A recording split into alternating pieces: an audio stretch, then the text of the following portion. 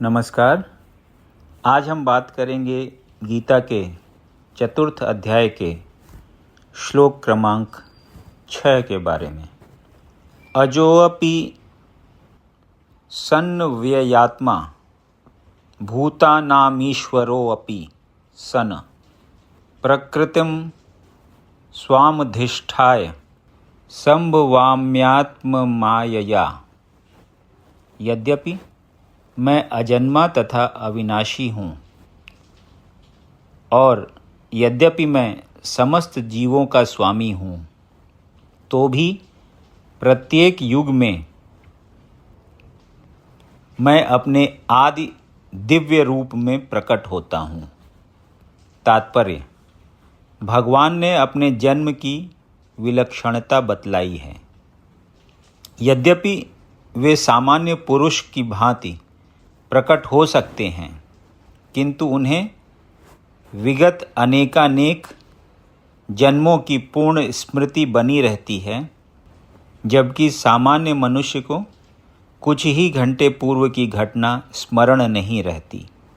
यदि कोई पूछे कि एक दिन पूर्व इसी समय तुम क्या कर रहे थे, तो सामान्य व्यक्ति के लिए इसका तत्काल उत्तर दे पाना कठिन होगा। उसे इसको स्मरण करने के लिए अपनी बुद्धि को कुरेदना पड़ेगा कि वह कल इसी समय क्या कर रहा था। फिर भी लोग प्रायः अपने को ईश्वर या कृष्ण घोषित करते रहते हैं। मनुष्य को ऐसी निरर्थक घोषणाओं से भ्रमित नहीं होना चाहिए। अतः अब भगवान दोबारा अपनी प्रकृति या स्वरूप की व्याख्या करते हैं। प्रकृति का अर्थ स्वभाव तथा स्वरूप दोनों से है। भगवान कहते हैं कि वे अपने ही शरीर में प्रकट होते हैं। वे सामान्य जीव की भांति शरीर परिवर्तन नहीं करते। इस जन्म में बद्ध जीव का एक प्रकार का शरीर हो सकता है, किंतु अगले जन्म में दूसरा शरीर रहता है। भौतिक जगत में जीव का कोई स्थायी शरीर नहीं है, अपितु वह एक शरीर से दूसरे में देहांतरण करता रहता है, किंतु भगवान ऐसा नहीं करते।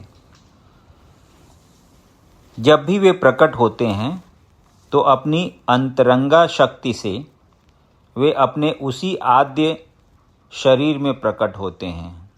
दूसरे शब्दों में, श्री कृष्ण इस जगत में अपने आदि शाश्वत स्वरूप में दो भुजाओं में बांसुरी धारण किए अवतरित होते हैं।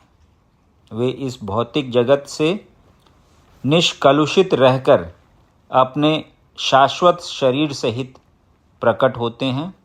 यद्यपि वे अपने उसी दिव्य शरीर में प्रकट होते हैं और ब्रह्मांड के स्वामी होते हैं, तो भी ऐसा लगता है कि वे सामान्य जीव की भांति प्रकट हो रहे हैं।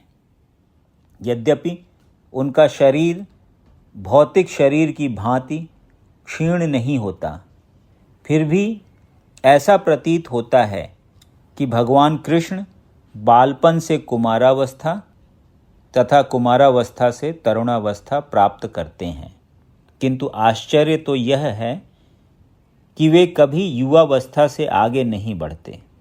कुरुक्षेत्र युद्ध के समय उनके अनेक पौत्र थे, या दूसरे शब्दों में वे भौतिक गणना के अनुसार काफ़ी वृद्ध थे।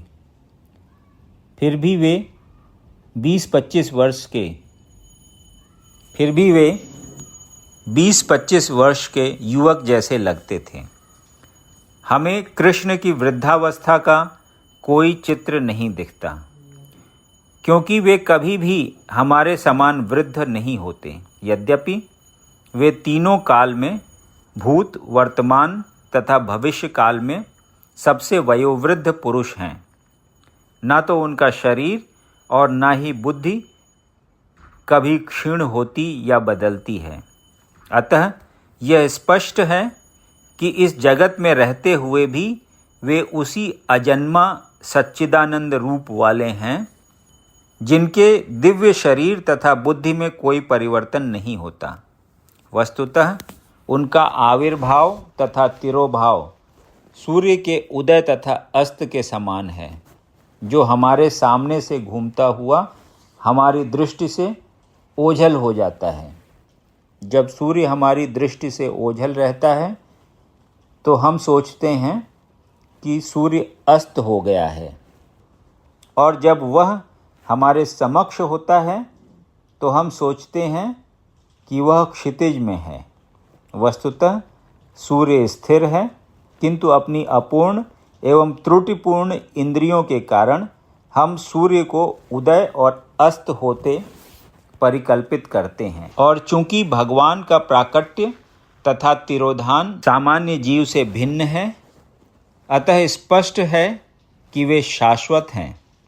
अपनी अंतरंगा शक्ति के कारण आनंद स्वरूप हैं और इस भौतिक प्रकृति द्वारा कभी कलुषित नहीं होते। वेदों द्वारा भी पुष्टि की जाती है कि भगवान अजन्मा होकर भी अनेक रूपों में अवतरित होते रहते हैं। वैदिक साहित्यों से भी पुष्टि होती है कि यद्यपि भगवान जन्म लेते प्रतीत होते हैं, किंतु तो भी वे शरीर परिवर्तन नहीं करते। श्रीमद् भागवत में वे अपनी माता के समक्ष नारायण रूप में 4 भुजाओं तथा 6 ऐश्वर्यों से युक्त होकर प्रकट होते हैं। उनका आद्य शाश्वत रूप में प्राकट्य उनकी अहेतुकी कृपा है, जो जीवों को प्रदान की जाती है, जिससे वे भगवान के यथारूप में अपना ध्यान केंद्रित कर सकें, न कि निर्विशेषवादियों द्वारा मनोधर्म या कल्पनाओं पर आधारित रूप में। विश्व कोश के अनुसार माया या आत्म माया शब्द भगवान की अहेतुकी कृपा का सूचक है। भगवान अपने समस्त पूर्व आविर्भाव तिरोभावों से अवगत रहते हैं, किंतु सामान्य जीव को जैसे ही नवीन शरीर प्राप्त होता है, वह अपने पूर्व शरीर के विषय में सब कुछ भूल जाता है। वे समस्त जीवों के स्वामी हैं, क्योंकि इस धरा पर रहते हुए वे आश्चर्यजनक तथा अति मानवीय लीलाएं करते रहते हैं। अतः भगवान निरंतर वही परम सत्य रूप हैं, और उनके स्वरूप तथा आत्मा में या उनके गुण तथा शरीर में कोई अंतर नहीं होता। अब यह प्रश्न किया जा सकता है कि इस संसार में भगवान क्यों आविर्भूत और तिरोभूत होते रहते हैं। अगले श्लोक में इसकी व्याख्या की गई है। यदि आपको ये वीडियो पसंद आया तो इसे लाइक करें, और ऐसे ही अन्य वीडियोज़ को सुनने के लिए इस चैनल को सब्सक्राइब करें। धन्यवाद।